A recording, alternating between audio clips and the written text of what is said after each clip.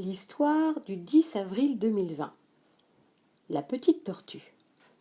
Ce matin-là, Mamika décida de descendre dans le jardin pour écrire l'histoire qu'elle inventait chaque jour pour sa petite fille Nina. Près de la maison, il y avait un jardin où les gens faisaient pousser des fleurs, des tomates, des poires et surtout des salades, des belles grosses salades.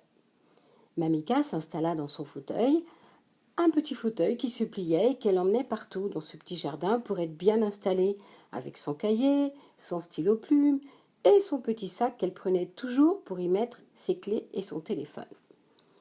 Elle commença à écrire lorsqu'elle entendit derrière elle un drôle de bruit. Tiens, ce n'était pas un oiseau. Les oiseaux ne font pas des... Elle continua à écrire, mais s'arrêta vite car les sons étaient de plus en plus forts. Elle regarda autour d'elle et vit soudain par terre une tortue qui sortait d'un petit tas d'herbes sèches. Elle savait qu'il y avait une tortue qui vivait dans le jardin, mais elle ne l'avait jamais vue. Waouh, mais qu'est-ce qu'elle marche vite cette tortue avec ses 4 pattes et sa carapace sur son dos.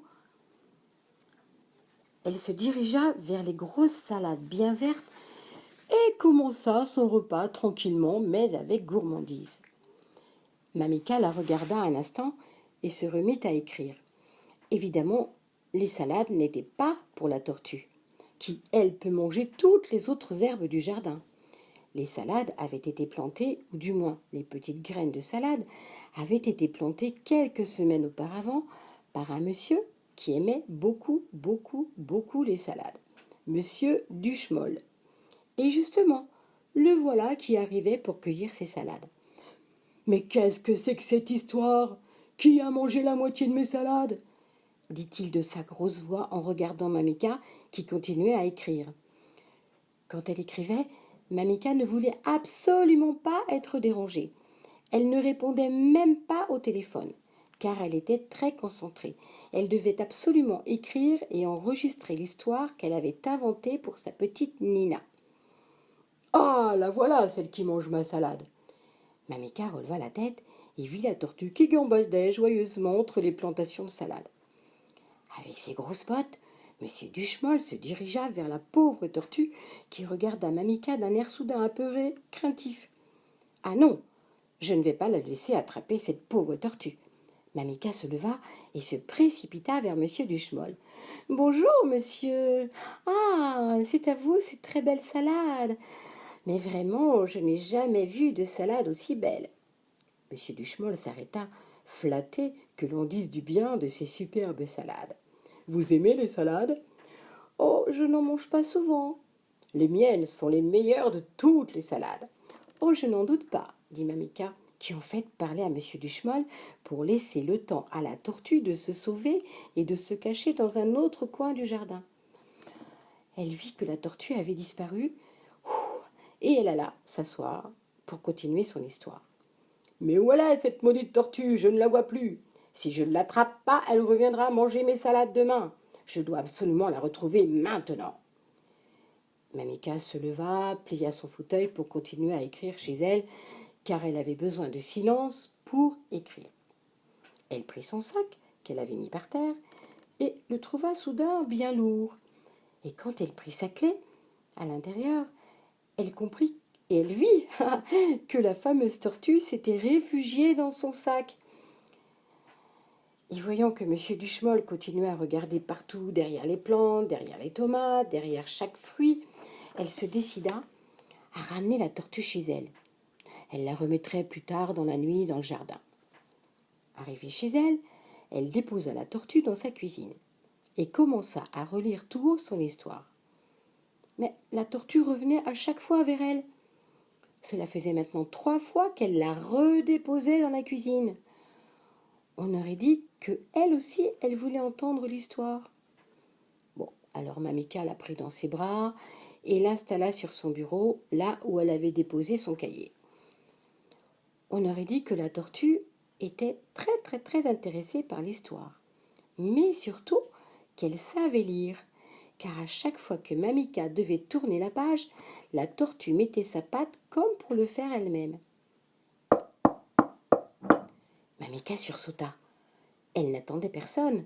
« C'est moi, monsieur Duchemol, je viens vous apporter une belle salade. »« Ah oui, un instant. » Elle déposa la tortue dans la cuisine et referma la porte pour ne pas que monsieur Duchemol la voie. Il lui a apporté en effet une très très belle salade. « La plus belle de mon jardin, » dit-il fièrement. « Vous m'en direz des nouvelles. » Effectivement, cette salade était particulièrement verte et très très grosse. Elle le remercia et elle revint dans la cuisine pour y déposer la fameuse salade. « Est-ce que tu veux manger quelques feuilles ?» dit-elle à la tortue. Non, la tortue n'avait plus faim. Elle avait déjà bien mangé. Elle se dirigea vers le bureau comme si elle voulait écouter la fin de l'histoire.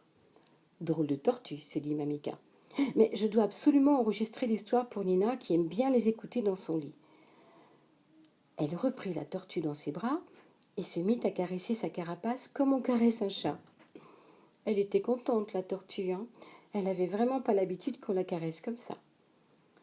Sur sa carapace, il y avait comme des petits dessins en relief. Toutes les tortues ont des petits dessins en relief. Tu iras voir des images de tortues, Nina. Les dessins qu'il y avait sur cette tortue n'étaient pas ordinaires. Mamika connaissait bien les tortues car elle en avait eu une quand elle était petite. Elle s'appelait Michiko, du nom d'une princesse japonaise qui existait en vrai, hein. Donc celle-là, cette carapace-là, était vraiment très différente. Il y avait des ronds, des carrés, et même au milieu de la carapace, il y avait...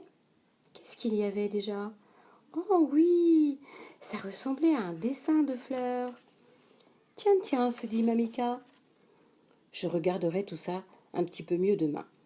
Je vais aller nettoyer la salade et la manger avec du fromage. Elle mit la salade dans l'évier, fit couler de l'eau dessus et commença à défaire chaque feuille. Tu regarderas quand maman lavera la salade. Lorsqu'elle arriva au cœur de la salade, elle vit briller un tout petit éclat, comme un éclat de verre. Elle le prit dans sa main. C'était en fait une toute petite pierre brillante, transparente, comme un petit cœur de pierre en fait. Oui, c'est ça, c'était comme un petit cœur de pierre. Mais qu'est-ce que ça fait dans cette salade ? Quelqu'un a perdu ce petit cœur dans cette salade ? Mais qui ?